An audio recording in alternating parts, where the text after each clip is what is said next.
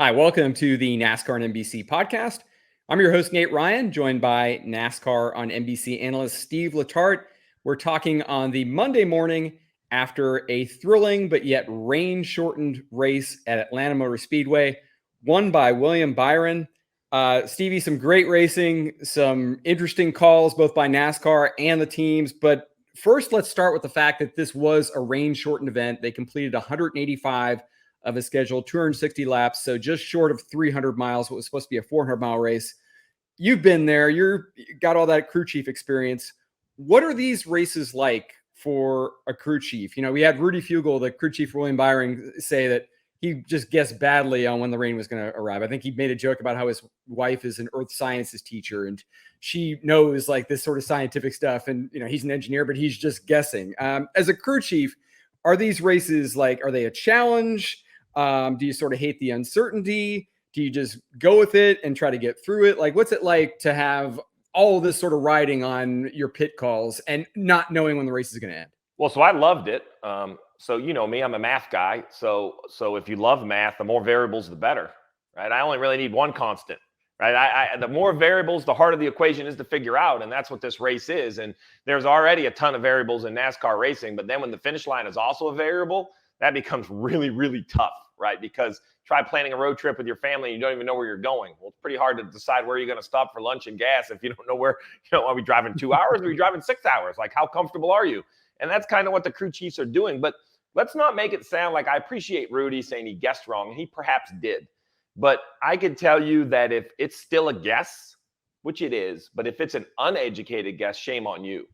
And I don't think it is for Rudy. That's not what I'm saying. But for any of these teams, we saw weather a week ago at Chicago as far as, hey, when do we put dries on? Is more rain coming? What are we doing right here? Now we've seen a rain-shortened race. Like, NASCAR is moving into the world of global motorsports where it's not as simple as, oh, we have a few drops, we're done, right? We now run rain tires at road courses. We now run rain tires at short tracks. We now have these lightning holds, which have nothing to do with rain, which is a whole different radar system. So if you are one of these multi-million-dollar race teams and you aren't specializing in someone is your meteorologist, whether that's marine radar you bring on site instead of using someone provided, right? Like if you go out on a boat in the middle of the ocean, you're not using AccuWeather. I mean, you're using your own radar. So I think the fans at home should know that we talk about war rooms and we think it's travel and fuel and tires and temperature and speed. Well, if one of those people in your war room isn't weather, shame on you. Like I don't even know how many, I forgot, 15 trophies, 10 trophies as a crew chief. And, Jeff Gordon and I won a Pocono in the weather, right? Like there's no, golf, they say there's no pictures on the scorecard. Well, in racing, there's no pictures on the trophy that tell you how you did it. You won it. You have the trophy, fill the case. So I think that's interesting. What is it like? It's anxiety filled. I mean, it's so now I do think Atlanta makes it different because it's worse at a place like this week at New Hampshire, because it's going to be clear in New Hampshire what 3 or 4 cars should win this race. So if you mess that up, it's glaring obvious that you've messed something up. Whereas Atlanta, I don't know, what was there, 25 cars that could have won that race? So it's a different, it's a little bit more of a freewheel, like, hey man, I just need to kind of guess right to be towards the front. So Rudy Fugle, he said he guessed wrong, but when I look at the strategy, he didn't guess as wrong as others. There was 3 big groups. There was one car, Micah McDowell, on the lap 95 yellow. There was a whole nother group at the lap 125 pit stop and a whole nother group at the lap 160 pit stop. He was in that lap 125 group. So I would actually argue he guessed right. He was with the masses. He was with the majority. I thought his weather prediction was pretty good. He could tell his wife that he is paying attention to Sunday dinner conversations, that he did know the rain was coming at about that same time. That's right. And to your point, like you did that as well as a crew chief. Like you said, you had the Pocono win. I believe, wasn't there a Darlington win where the rain came when Gordon's engine was blowing up and you guys were in the lead? Well, that was the Sunday after the rain. That rain, there was no predicting. It was sit around and let's race on Mother's Day. But you are right. I get back to my point. Like, it's life. Yeah. Like, I hate to be like that, but it will affect how many races this year. Not as many as pit stops, which affect every race, but a lot. There'll be more rain races than there will be road course races. Mm-hmm. Mm-hmm. So If someone's bad at the road courses, we'd be like, you need to put some more effort into your road course program. Well, maybe someone needs to put some more effort into their rain prediction software. Now, look, it's an unexact science. If it was an exact science, there'd be a lot of people out of work, right? But it's not that easy. But that doesn't mean you still shouldn't put effort into it. No, absolutely not. And I think I saw a stat from frontstretch.com that this was the first time in a season we've had back-to-back races of shortened by rain. Chicago last week, Atlanta this week. It's the first time since 2003. But even though it's the first time in 20 years that you have that scenario of back-to-back shortened races, to your point, it doesn't mean that races aren't impacted by rain if they're not shortened. And so what you're saying there is interesting about the war rooms. We know that teams are limited in the terms of the number of people that they can bring to the track each week on those crew rosters, but there is somebody back in Charlotte. There is somebody in that room for Hendrick, Stewart-Haas, Penske, Gibbs, who that's their job, is just to monitor whatever radar that they have. Huh? Well, and we talk crew rosters, but that's active crew in the garage area and on the pit box. Yeah. I haven't seen this, but I'm waiting for the team to bring their war room on location, not in the NASCAR controlled area. So, you go to the track as much or more than I do to all of these facilities. So let's talk racing in general. You go to NASCAR, you have the Cup Garage. Then you also have the motorhome lot, which is more of a residential areas where their families stay. That's different. And then there's always this ancillary lot. It usually has the Chevrolet trailer, usually has the Toyota trailer, the Ford trailer, has the manufacturing help. Sometimes you'll see X-Track in there, which is one of the suppliers. Sometimes you'll see the SRI trailer in there. So it's this, I call it ancillary. They are not race teams. They're not NASCAR, but they are very important people that are required for the event to happen. Well, when I go to IndyCar or IMSA, in the paddock that is in the garage area, there are these huge hospitality tents, whether it's for marketing or activation or even a race team. When is Hendrick Motorsports going to have a area, front half, in the midway or on the backstretch, and front half is I'm going to entertain my guests? We see that. When is the back half of that area going to be the executive offices and the war room? Maybe it's easier to connect back to the shop. That's why they do it. And I think that's real. And it may not even replace that. But is a weatherman better to be on location? Because the radar is one thing, but look, I love technology, but like I tell my kids, no, stop looking at your screen. Just raise your head, look out the window. Like there's a window right there. This big glass thing, it tells you more than, So to your point, do you bring is there a weather guy there? Could somebody provide a weather service? Now, I wouldn't subscribe to that because I don't want the same service you're getting if I'm racing against you. Yeah. Right? I want this pretty, and this isn't just the thing for the teams. Remember NASCAR. Let's go back to Daytona. They go down into turn one in the downpour and they wreck, I don't know how many cars. And NASCAR kind of rightfully stepped up and said, we're going to have to do something different because that didn't work. They tried some rain sensors. A friend of mine owns a very large greenhouse, perhaps one of the biggest in the world, at least on the East Coast. And he has sensors acres and acres away because when you have 1 million mums and the doors open and the thunder shower starts, you got to get the roofs closed so you don't ruin your crop. So it has these fancy sensors all over the greenhouse. NASCAR tried something like that, but it wasn't quite sensitive enough. I talked to Mike Helton. How'd you do it years ago? And Mike said, I just sent an official in a golf cart or a truck out. If the storm was coming to turn 3, I would just send a guy a mile outside turn 3 at Daytona, and we laugh at those kind of rudimentary systems. But guess what? They're really good. Because now you have a guy like a mile out there going, hey, I got a little rain on the windshield. So NASCAR's had to adapt as well. And I think that's what we saw at the end of the race that I know the fans don't love. And I didn't love that we rode around that far under yellow, but I loved that I had confidence NASCAR knew it was 2 in question to go green. That is a very tough balance. I would have preferred if we couldn't. Well, I don't know what I prefer, to be honest. And I had this mental. You're seeing the same mental disaster right now. Tug of war. Well, so here's the problem. If the racetrack and or weather is not in an area that is allowing green flag racing, the question then becomes, should we or should we not ride around under yellow? So everybody wants us to be a line in the sand between rain, red flag, or green flag. Mm-hmm. And that's how it was. But now with this weather education, now there's a third choice. Now there's hey, guess what? We can't be racing. It's raining too hard. So we're now under caution. But hey, it's not raining hard enough to stop the cars. So we're just going to ride around under yellow. And we're going to do it with pit road closed. I don't know where I am on this. Jeff Burton was a big fan of it. He said it on the broadcast. In this instance, I felt like a fan of it because the looming weather was race ending. It was huge.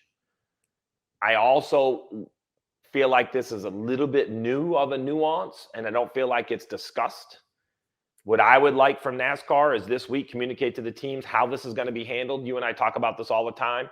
I don't care, and I know the fans are going to be mad at this. I don't care if they like it or don't like it. All I care about is that NASCAR is consistent. If today we rode around with pit road closed, then at New Hampshire, are we going to ride with around with pit road closed? It's the consistency that I struggle with. And that's why I questioned Jeff's, enjoying this, because I think there's other races where they would have opened pit road. And that's really gets to me the crux. I think it does depend on the rain. If it was a pop-up thunder shower, and I said this on the broadcast, I disagree. Open pit road. Because I think we're racing on the other side of the rain. So no. No, you want to be a crew chief? Congratulations. You're a crew chief. Decide what you want to do. Yeah. Well, and just to frame this, you mentioned Daytona, the regular season finale last year, and that was certainly the specter that was looming over Atlanta last night. This race was most similar to that one, with so much at stake, more so in that case because that set the 16 driver playoff grid. But of course, Daytona last year, you had this situation where NASCAR tried to wait. You have this 2.5 mile track, raining on one end, not raining on the end where they could really see, and they go green and you have half the field wipe out. So I think that caused a lot of PTSD probably for teams, drivers, and NASCAR at Atlanta last night. But it certainly seemed like they were mindful of that in this decision that we're not going to open the pits, but we are just going to ride here under yellow. You had that multi-car wreck, and then you had about an 18 lap caution that was extended, obviously, while they were waiting to see if the rain was going to lift or not. And, Burton talked about this on the broadcast TV, that NASCAR has tried to up its game a little bit and placing people outside the racetrack to try to determine, to your point about, like, we're not just going to rely on technology. We're going to have like real world, incremental sort of evidence here as to what's happening. So did you like all of that? Was it better handled, I guess, last year than Daytona? And is the lessons just, hey, even more communication will help this? So don't forget that we also had an Xfinity Series race that ended 2 laps short of halfway a week ago. Right. So, everybody wants, it's easy to say safety, safety, safety, safety, safety until you stay an extra night 2 miles from the halfway mark. And then you're like, oh, man, we couldn't have found 2 miles. Like, think about the weight on the decision makers up in the tower who understand what all this is going to be. I think they actually handled Atlanta perfectly. I think everybody knew it was coming. And we got weather. The race was under yellow. The only thing I think I would prefer, and maybe I'm being too picky, is, stopping the cars seems a little tough for the fans. But, like, remember, we used to have a green-yellow status. Maybe we go back to a green-yellow status. And what I mean by that is, remember when we were drying tracks? Hey, we're going to go green-yellow, which means we're starting to count laps, but we are still under yellow. We're going to up the pace car speed from a very crawling 45 miles an hour that is awful. Like, it's so tedious. We're going to up it to 90, and we're going to go green. Like, I wish that status was officially listed in the rule book. That we as the tower, they have the right to go to single file restarts. They have the right to do a lot of things. Maybe we need to give them another status. Maybe we need to say, hey, and give it a reason. Like, here's why I say this. And I should ask, in my opinion, it was raining light enough that air titans or jets were not the answer to keep the surface correct. The cars were. So maybe, and this is a 1.5 mile track, but think about it if it's at New Hampshire. You put 36 cars out there, you have the place almost covered, right? Mm-hmm. So as a crew chief, though, that has to go into my fuel calculations. Michael McDowell's out there riding around, clutching the thing, trying to make it to the finish. So either just stop the cars and see what the weather does. We were past halfway. Or have this status in the rule book. Maybe we need a green-yellow. Hey, guys, we're under yellow, right? And we are not sure if the weather's here. We're uncomfortable. Go back to a full green situation. We're going to go to an increased pace car speed, a green-yellow, in attempts to keep the track dry in case the weather does move. And last night, look, it was impending weather. in my mind, if we were uncomfortable going green, we might as well just stop the cars because it was enormous. It was on the screen and it was getting closer. There was nothing I saw on the radar that would have gave me credit after I saw sprinkles. There's nothing that would have given me enough confidence to say, yep, let's let 36 of them go down into turn 1 at 170 miles an hour. Nothing I saw would have allowed that. So let's just bring them down pit road right away. I wonder if the fans, and this will be a good question. I hope it comes up on talk radio. Hopefully Bagley and our buddy Pete Pistone go through this, because I do feel like we lost this moment of a finish, but I didn't. And I think I didn't because I was looking at the radar. So when the yellow came out in my mind, I already knew it was over. I was just waiting for the call and the cars to stop. So I didn't lack the finish. Yeah. I didn't say that on TV because I'm not in charge of calling the race. Like, it's, but in my mind, when I saw the yellow come out, I'm like, oh, this baby's over. Yeah.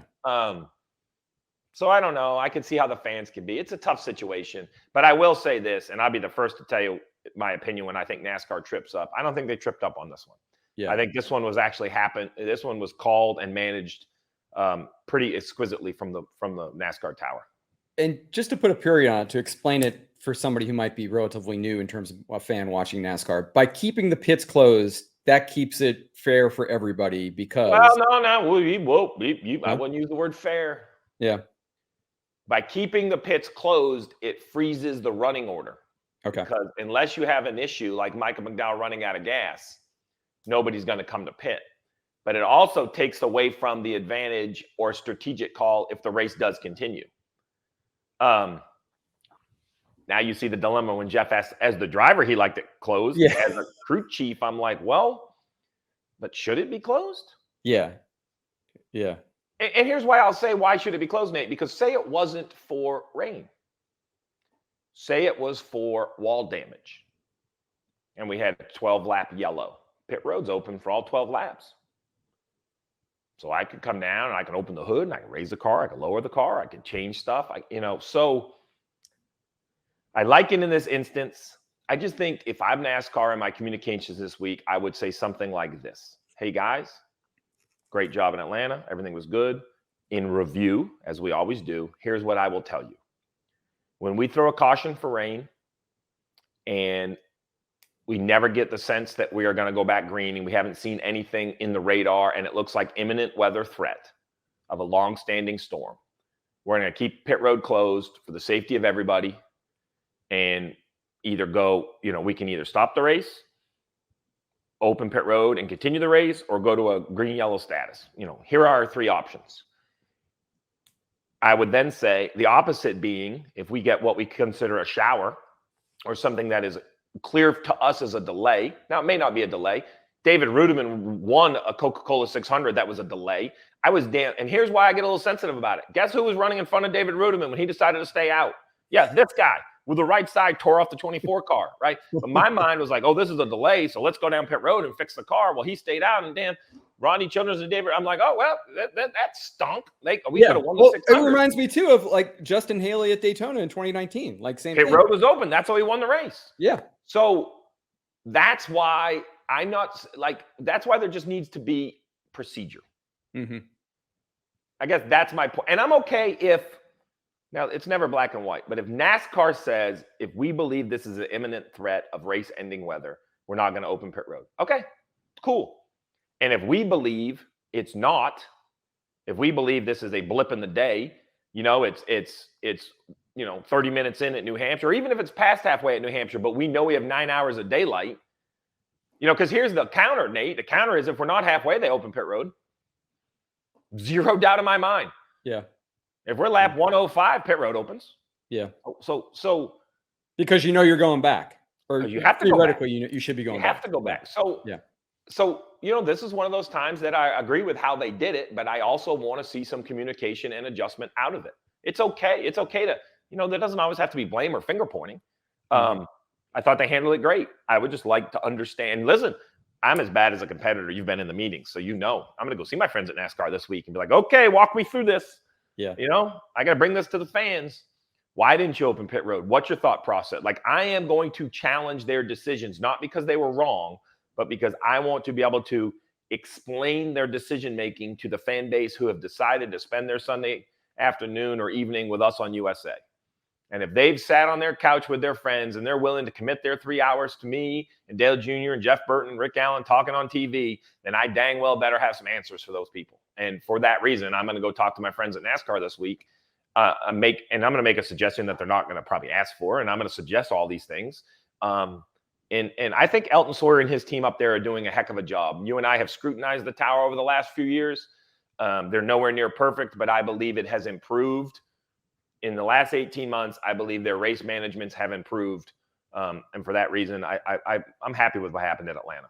And we appreciate that due diligence you'll be doing. We look forward to hearing what you have to say about what NASCAR says during our New Hampshire coverage this coming weekend. But just to go back to Atlanta, Stevie, and talk a little bit about the winner. Great analysis, obviously, about what happened at the end of that race. But I don't want to discount what William Byron did. Gets his series-leading 4th victory and had to overcome a ton of adversity. Starts shortly before a restart, lap 80, where he gets penalized after the first stage for a safety violation on pits, falls into the middle of the pack, and then gets together with Corey LaJoie, spins, brings out a caution, spins across the track, and tears up a significant portion, apparently, of the underbody, although Rudy Fugle later clarified it was mainly just kind of fender damage. Like William Byron felt like he could feel it scraping the underbody, like completely off of the number 24 Chevrolet. Byron restarts 36th, again, shortly after lap 80, what turned out to be about the halfway point of this rain-shortened race, goes all the way from 36th to 1st, and seemed just dumbfounded in his post-race interview with Marty Snyder that his car was able to run this well, that once he got to the front, as he put it, it was okay. Did it surprise you how well William Byron ran after sustaining that damage in that early spin and being able to win the race? Yeah, I was surprised because the underbodies are so sensitive. There's these vertical fencing, so it's not just this flat piece of carbon. There's this vertical fencing that kind of steers the air, and it's very important on how it steers it and the speed in which it steers it. So when you slide one sideways, that's less than ideal. When you have a flat tire, it's less than ideal. But to your point, so the best way to look at this for me is he got the free pass at lap 93. So it was a disaster. He had some damage. He was a lap down. Boom, just before lap 100, he gets the free pass. He then runs basically a 90-lap race from shotgun on the field. He pits at lap 125 for 2 tires, passes a few very important people, and then he misses some wrecks. No wreck more important than, I'm checking my notes, because I believe it was the wreck with the 48 and the 11. Mm-hmm. The reason, they were 8th. They were in front of William when they spun. And the reason missing that wreck and how he missed that wreck is so important is because we talk about the nuance of racing. William not only missed the wreck, but he didn't slide a tire. What that allows is for Rudy Fugle to choose not to pit. Why does that matter? Well, because, in the ensuing next kind of wave, he stays on the racetrack. His last pit stop is a lap 125 for 2 tires, and he goes from 16th to 4th. Now, that's what makes this win so good, right? Because the team made a huge mistake, put him behind. He then gets wrecked. They made their own luck. He got wrecked because he should have never been back there. Yeah. A lot of teams will break. Rudy and his leadership, they figured out how to get there. How do we get there from here? They never stopped racing. And really, from lap 93 to the finish, it was amazing because it was an efficient pit stop, efficient fueling, a great 2-tire call, a great call to stay out by Rudy Fugle. So that's everybody off the racetrack. And then the driver on the racetrack, who is quickly becoming a superstar with now 8 career wins in the Fame 24 that Jeff Gordon won 93 times in, he is head down and digging, just doing what Rudy tells him. And all of a sudden he looks up one time for the choose and he goes, holy crap, I'm at 4th. And then he forgets that he has damage, and he forgets that he has this, and he forgets that he has all that stuff. And then we saw a superstar. Yeah. Then we saw a superstar win a race. And like, I don't know how else to say it. Yeah. Right. And I pick on William because I'm friends with him. Then he gets out, he's got a little bit of beard. He doesn't look like he's 20 anymore. Right. He looks like he's aging a little bit. And he is, he is quickly this is a year, in 10 years, we're going to look back and be like, damn, what year was it? Yeah. What year was it that William Byron won multiple races and really showed up on the scene? Because he, in my opinion, moved out of Xfinity too quickly. The business moved him up. Rick Hendrick knew it. He said, I'm not worried about it. He's my guy. William, take your time. You gave him Chad Knaus early in his life. Said, we're going to give you our most veteran guy. Chad knows what we're trying to do with you. He's not going to, beat you up for the little things, but he's going to really coach you to be a great at prepare. Like when you look at William Byron's career, it is as put together around him as any career out there. It reminds me a little of Chase Elliott, right? Like people forget Chase started with Rick when he was in late models and Bill, and they had this hand in building, giving Chase the opportunity to be as great as he is. William Byron, his father has a lot to do with it. Bill, Mr. Hendrick has a lot to do with it. Dale Jr. had a lot to do with his opportunity at Junior Motorsports. And now we are seeing a driver who's young, experienced, a lot of starts, in his crew chief. So a crew chief's job is to give your driver the opportunity to showcase his talent. I've said that a million times. We don't win races. We lose them. Drivers win races. And I'm sorry, I know that's unpopular drivers win them. That's what they do. And he couldn't have won it without Rudy. Don't get me wrong. Like Rudy had a huge hand in this win. But Rudy would be the first one to tell you, be like, I just put my superstar up front and man, he got the last four for me. Right. Everybody says what's most important with the car and the driver and the team. And I just say, yep. You need them all. Well, like you said, you put a talent of William Byron's caliber within sniffing distance of the checkered flag that close to the end, he's going to figure out a way to get there, damage or not. And that's certainly what he did. But I want to go back to Stevie because you've got such a connection to the number 24 Chevrolet. And Jeff Gordon came in the media center with Rudy Fugle and William Byron after the win last night. And he told this story about how I think it was before this season. He went into Hendrick Motorsports the day after Christmas. Jeff Gordon did, not expecting to see anybody there. And who does he run into? Rudy Fugle. And he said, all right, now I know this is going to be a good year. And certainly it's turned out that way. William Byron's got 4 victories this year, the same number he had coming into the season. This is his hand-picked crew chief, Rudy Fugle, who he had such success with in the Truck Series. Like you said, Byron started with Chad Knaus. They won a few times, but now it's really seemed to hit another gear with Fugle. I know that you've bragged on this relationship before, that this isn't maybe another great example of Rick Hendrick being that magician in terms of meshing people. And it seems like Rudy Fugle, William Byron, they have that. So, I was fortunate enough to win 10 races with Jeff, and I was too young to understand that he needed a boss, right? Like as great as Jeff Gordon was. And I was too dumb to understand he needed a boss, even after he told me right to my face he needed a boss, right? Jeff Gordon sat me down and said, hey, I need you to treat me like anybody else. I need you to hold me accountable. I need you to do all these things. That's how magical Jeff Gordon was. That's how much he understood the need.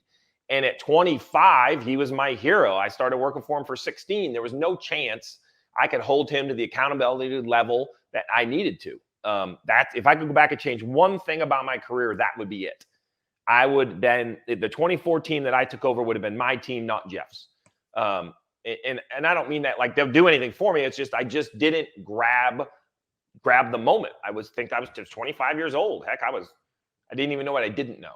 When I took over with Dale, I kind of grabbed that moment and I led the team. And I think that's why we found the success we found.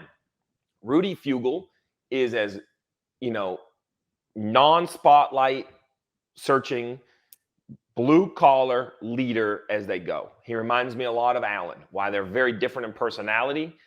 Their resume and blueprint on paper is kind of the same, right? Like if I need info from you, Rudy, I have to search him out. And he's the first guy to be super polite, give me the exact information, but there's not a lot of chit chat, right? It's like, he is so cordial to understand my role as a broadcaster. And as soon as I'm done with the questions, he's so cordial to tell me, I don't have any more time for you. I got some stuff I have to go do.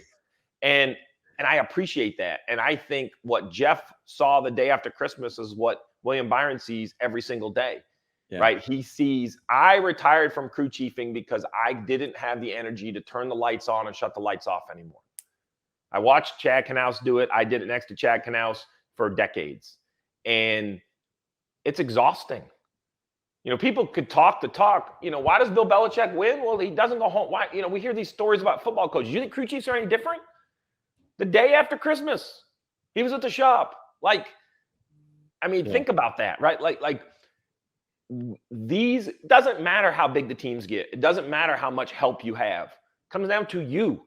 You're the guy making the choices. Now, you are making the choices for some genius people around him, and he does a great job with all that. But in the end, you don't hear a lot of pleases and thank yous. It's not rude, because when I hear the radio conversation between Rudy and William, they already know they got each other's back. They already know they're doing all they can do to try to win. Like there's this confidence and belief in one another.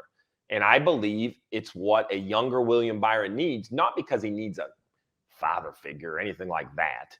He is a superstar, but he's still young.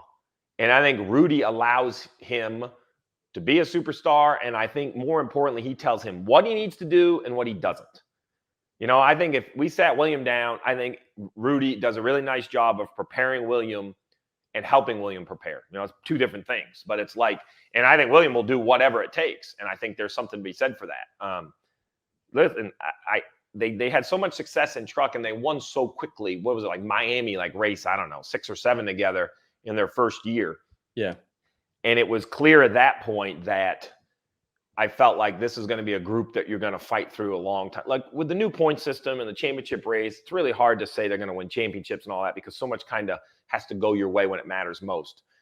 But I will say this. If you said Rudy Fugle and William Byron are going to win 2 to 6 races every year for the next 6 or 7 years, I would say, yep.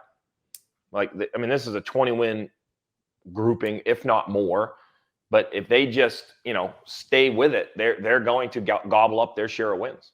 Yeah, and leading the points now with 7 races remaining in the regular season, so that's looking good as well for playoff points to get through these upcoming rounds. A couple more things on the race. So William Byron's Hendrick Motorsports teammate Kyle Laron nearly won stage 1, appeared to be a really fast number 5 Chevrolet, but then had this interesting incident, Stevie, where he spun as well. I think he came to the pits. They changed one tire. They sent him back out, and then he's coming back around to change another tire. And what's the right front just detonates and explodes and pretty much ruins the right front of that car. What happened there? Because that surprised me. I mean, he spuns in 3 and 4. He comes right into the pit box. Like, I mean, look, you're sitting on pit road, right? Next thing you know, 20 seconds later is in your box, chaos, flat tire. Yeah. I hand it to the team. They jump over. They change the right side tire that's flat. Yeah. So easy to be like, well, change the front as well. Well, you don't know which, like, it's just unfortunate. I mean, I can't wait to ask Cliff Daniels what he thinks, because it's easy to say he should have changed the front. Yeah. So, but Cliff's a very organized guy. So I'm gonna be like, so Cliff, you know, what's your procedure going to be when you come in after a spin? Are you just going to change all 4 anyway to save a lap or to lose a lap? Like, what do you know, because, man, I probably would have done the same thing. Change the one that's flat, go back out, come back in, right? Like, if it's not flat, it's going to be fine. And then obviously it had flat spotted. The reason I say that is because if it was rubbing, it would have deflated. What happens to a tire that we saw is you have a tire that flat spots. So you take the tire, has very thin thread, and you basically sand it across the pavement until you go through probably the rubber, and now you're into the cords, now you're into the belts, and now the things holding the air in is not the stuff that's supposed to be touching the asphalt. So then as it rolls around, you know, there's no more tread or rubber protecting that stuff. You run over literally a pebble, boom, an explosion, huge damage. So yeah. It was super unfortunate. I felt bad for Kyle because he said it the best in his interview. He goes, I always reckon these things. Normally it's somebody else's fault. Tonight it was mine. Yeah. And you're like, yeah, Kyle, you know, see you in New Hampshire. Like, he's just, you know, speedway racing and Kyle have not meshed quite where he wants them yet. No, but I have a feeling it will at some point. So that was under caution. There were a couple of instances late in the race, Stevie, where NASCAR elected not to throw a yellow for spins, one involving Noah Gragson, another involving Kevin Harvick, much to the dismay of Rodney Childers, who I saw on social media wasn't too happy about that non-caution call. Seemed like they were holding the yellow because of the threat of weather. These probably would be cautions in other instances, but they didn't create a situation on the racetrack where it was blocking racetrack or involved other cars. Did you agree with the way NASCAR kind of situationally handled those non-caution calls? So this one's on my list. I have to understand how we got to where we are. Yeah. You know, I saw the yellow held at Bristol Dirt, and I didn't love it because I thought it created this sense of when you see a car spinning, I want every driver thinking I'm going to avoid him to not only help my day, but for safety. Like, I need to ease through this. We saw that wreck with Kyle Laron at Talladega where he wrecked and Ryan Preece hit him. And I haven't spoke to Ryan Preece, so I can't say, like, was he in the gas thinking that was the best way to miss the wreck? Did he think, I don't know what his mindset is, but I want drivers when another car spins to be thinking, avoid the wreck. I want everybody to be thinking avoid the wreck, because if that's the goal, then I think that's also the safest goal. So I have to side a little with Rodney here. The Noah one, he kind of spun on the pit road, if I remember correctly. Wasn't he in 3 and 4? Yeah. That one bothered me less. The Harvick one, I had a little trouble with that one. He spun on the front stretch. And I even said on the broadcast, and I said, he's rolling around the apron. Here comes the field 2 and 3 wide. It'll be interesting to see if NASCAR fields, they could keep it green. Now, by the time the field got there, he got all the way to the flat of the backstretch. So I'll be the first to tell you that I don't think anything was in danger or safety. I don't think NASCAR endangered anyone in the situation. It goes back to what I was saying about weather, though. I question the consistency. Would that be a caution 50 laps into the race? I believe it would be. So if it is, then it is. I think the only time that a caution should be considered differently is in a green-white checkered finish after we see the white flag. If there is a car that is safely in a good location to deliver a green flag finish to the fans, I think that's the only time, in theory, a yellow should or shouldn't not be thrown. That's the only time the protocol should change. I think the protocol for a yellow from lap 1 until the white flag should be the exact protocol. I think the protocol for a caution flag after the white, it's okay to change, because if the guy, say Kevin Harvick was the last car in the field and he spins off turn 2 at Talladega, hits nothing, right? Just let him race back. Let's not rob the fans of a green flag finish. I think the drivers would agree with that. Now, listen, same situation. He spins and say there's another 12 cars coming through 1 and 2 at speed, and they feel he's in safety. Safety should always trigger anything over entertainment, over the ticket value, over what we do. Safety, safety, safety, safety, safety. But right behind safety is consistency, consistency, consistency, consistency. And I don't understand that one. Yeah. Did we not throw a yellow because Kevin Harvick was good enough not to go back on the racetrack? Well, that seems silly. So now should Kevin Harvick spinning through the infield think, I kind of need to spin back up towards the apron to get my yellow? We don't want drivers thinking that. No.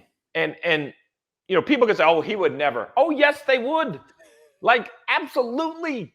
I would be the spotter going, get a little right. We need a yellow. I guess that's why this is going to be a somewhat charged conversation, because for every action, there's a reaction.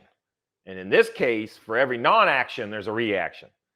And there was a non-action by NASCAR, and I can defend why they did it. You said we're trying to get to the race, or da-da-da-da-da.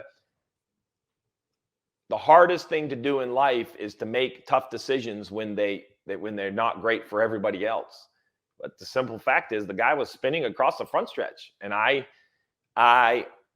currently sitting here today, Monday after the race, I don't agree with the decision of no yellow. It's on my list with weather to go see, because they're human.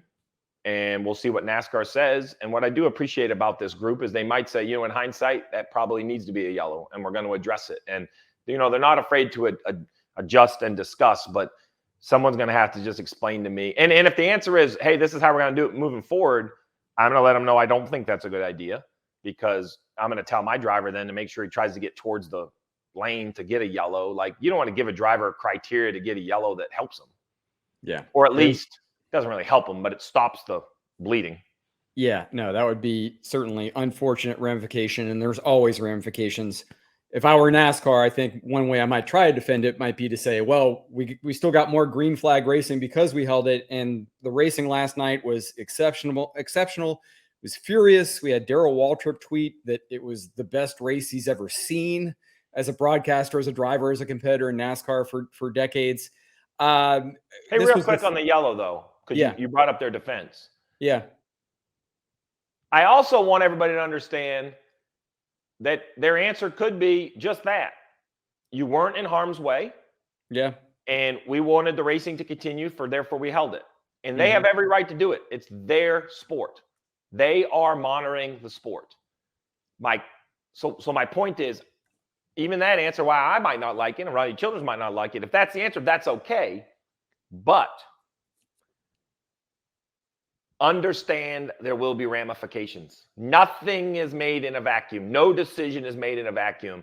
And competitors will do anything for an advantage. So sorry, not to digress. But, I mean, that's the point I'm making. Unintended consequences, ramifications come out of this that you just can't expect. But as I said, I mean, I think NASCAR would say, well, no harm, no foul in this instance. And we got some great Atlanta racing last night. We got more of that under the green flag. As I mentioned, I mean, DW saying among many who said this was the best race he's ever seen. So this was the third race, Stevie, on this reprofiled Atlanta, which narrower surface, higher elevated banking, obviously smooth asphalt, not the old weathered pavement that they had there toward the end of its run. What do we make of this? Like, is Atlanta right now just in a sweet spot as this pavement ages? Will it be like this for a while? Is it going to change each race weekend? Is it going to, where's it head from here? So I spoke with Steve Swift, who works for Marcus Smith's group. He's really in charge of track surfaces, track things. And I was like, man, we had a conversation about this asphalt. Remind me what you did. So for years, when you repaved a racetrack, you used whatever the best asphalt was out there that you put on every interstate because it's a huge financial cost and you want it to last forever. And Marcus, who people can say what they want about Marcus, but his long-term vision is quite impressive at times. The Roval, everybody thought, me included, was silly, ended up being amazing. Hey, we're going to bring back North Wilkesboro. What a great show. All these things. Him and Steve Swift got together, and he said, I don't want to use street asphalt. Repave stink. People love Atlanta because it's old asphalt. Find me something better.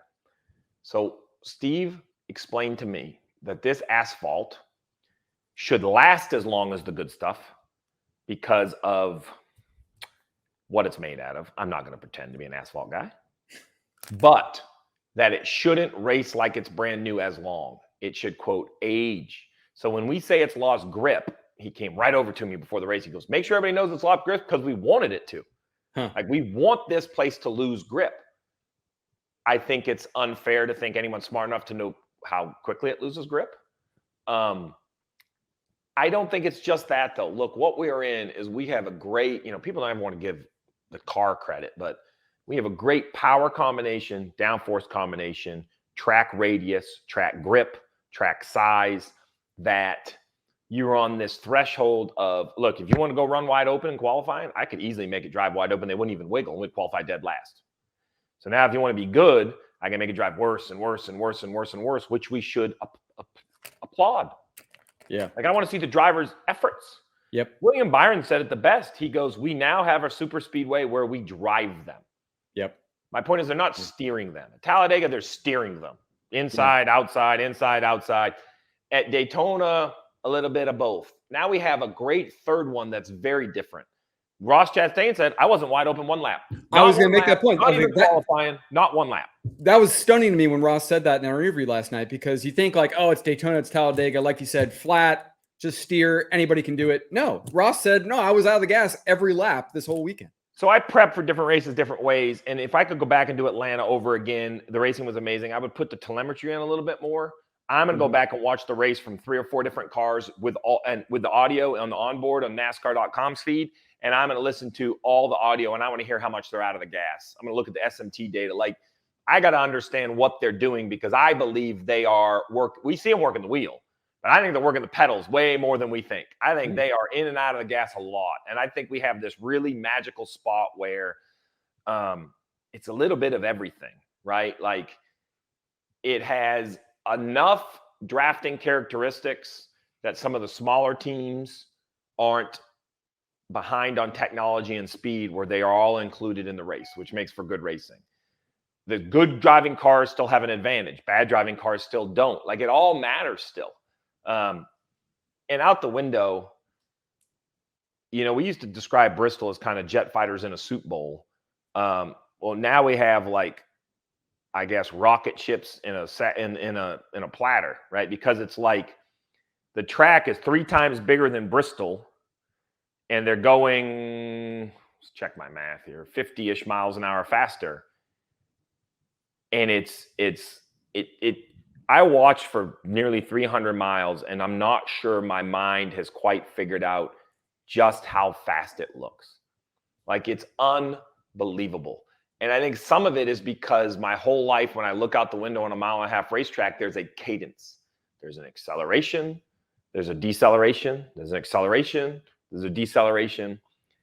You know how Daytona and Talladega is only like, 0.16 miles bigger, but it looks like it's a mile bigger? Mm-hmm. Maybe I'm the only one that thinks that. But like when I go to the roof at Talladega, I'm like, there's no way. Someone remeasure this place. It looks like it's 4 miles versus Daytona, right? Yeah. Yeah. Well, Atlanta is a mile smaller. It looks like it's the smallest thing you've ever seen in the world with them running wide open. And I said on the broadcast, and I'm going to say it again, a lot of mix goes into this. Marcus with his racetrack, the asphalt, the tire, the engine. But in the end, it's the drivers. Because if the drivers wanted to go around there and take it easy and run single file and pick them off one at a time, then none of this would work. But they don't. They are as aggressive. It's nuts. It was crazy. And we could talk about the weather, but it was crazy in stage 1. It was crazy.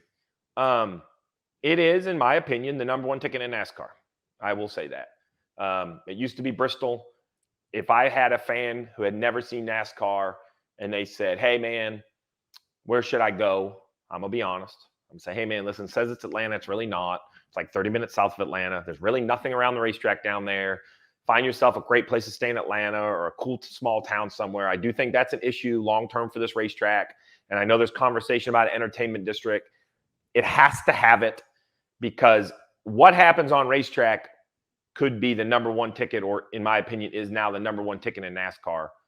But the weekend experience is going to be a hard sell for you and I to bring our wives, Nate. Right. Yeah. And I say that because that's the new sports entertainment. Like, this isn't a NASCAR thing. We go to a football game, unless you love Green Bay, you're not going to Wisconsin. Like, you're just not. I'm sorry. You're going to go to Vegas. You're going to stay on the street. Like, so I know Marcus knows this, and I'm half talking to the county and the town in Atlanta. Like, you have something magical. You got to give the fans another reason to go down to Hampton, Georgia, because and it doesn't have to be the biggest over the top thing, but give me something, man. Some nice hotels, a couple nice restaurants. I don't care if it's a nice campground, whatever the fans want. We need to give them something. Look at Pocono. It's in the middle of nowhere, but I believe it's a great camping thing with what they've done with infrastructure at the racetrack. We got to start giving the fans a reason to be there in the heat of the summer, because the racetrack reason is there. It is unbelievable. Yeah, it's a bold statement to say that's number 1 ticket in NASCAR. But I mean, I know I can't believe I'm saying it. Like, well, but watch the end of stage 1. Go back and watch the end of stage 1. And like you said, that was before the threat of weather. And the moves that Kyle Larson was making on Ryan Blaney and Blaney trying to defend. Like, so we don't need another. Yeah, we don't need another. Like, this is like, some is good, more is not better. Look at what we have. Go to the Daytona 500, see the flyover. It matches the Super Bowl. Just nothing like, it does. They come right over it's unbelievable. Go to Chicago, stay in a hotel, walk to a street course. Go to Nashville, stay on Broadway. Go to a track a little bit outside of Nashville, same thing, a little bit of a ride. I'm not going to hide it from the fans. It's a 40-minute ride. Racing, unbelievable. And you're in probably the entertainment mecca of the East Coast now in Nashville. Atlanta, what happened on the racetrack is the most eye-popping thing in the world.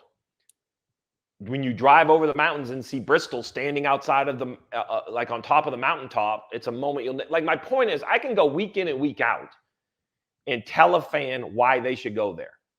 What Ben Kennedy, Steve Phelps, Jim France, what they're doing with the schedule, I think is amazing, which is everyone isn't going to like everything, which is perfect, because that means everyone is going to like something, right? Like we can't all like the same restaurants. And what we have now is a magical, you want a great weekend with your wife and you love wine and you want to be dined, go to Sonoma, stay in Napa. Like I can defend every race market we're in and why you should go there. And I just think that is like this, like even New Hampshire, we could pick on this race coming up in New Hampshire because it had 2 and it's down to 1. New England is gorgeous in the summer. Like, right? Like my point is there, I could literally go through the list and I can give you a handicap of the race, but I could also write a little one paragraph on that has nothing to do with the race. That's the coffee table book we're going to make, Nate, is I'm going to make my social coffee table book with my beer joint, my restaurant, and my either fine dining or ice cream joint at every racetrack, because everybody talks about the races. I want to tell everybody what they do away from the races. Yeah. Because in the end, if you're going to travel in, you have to have a full weekend of entertainment, and they all kind of have it. Yeah. Sounds like a bestseller. And as a native New Englander, I know you have no trouble, extolling the virtues of New Hampshire Motor Speedway. So give us the preview here to wrap up. What do we see here? 7 races to go in the regular season. New Hampshire this weekend. Not just this weekend, Stevie, but I know NASCAR is doing a test right after New Hampshire as well to look at short track things for the future. So a lot happens. Yeah, there's development this week about some aero pieces. There'll be a test after the race to improve the short track program. Any race fan that thinks that NASCAR is okay with it, the competitors, we all know it has to improve. I think we'll always say that about something. When we get short track better, something else will have to get better, and we should all be thankful for that. I think safety and competition are always going to be in development for the rest of our lives. That's NASCAR. Don't sleep on New Hampshire. The virtues will be the complaints. Drivers will tell you it's tough to pass. Great. Make it hard. We just saw a race where everybody had a chance to keep up. We won't this week. Some people are going to stink. Some people will be multiple laps down. Some people will be screaming at their crew chiefs. Lean into it. Lean into the challenge of the 1 mile paperclip. It's Martinsville's big brother. It's bumpy on corner entry into 3. The lanes are flat. You drive down in there, and it's like you're turning through a mall parking lot. You don't know which line you're supposed to be looking at. You can run it at the bottom. You can diamond it. You can do all of these things. It's going to be super hard to overtake, and lean into it. 2 tires, no tires, gas only.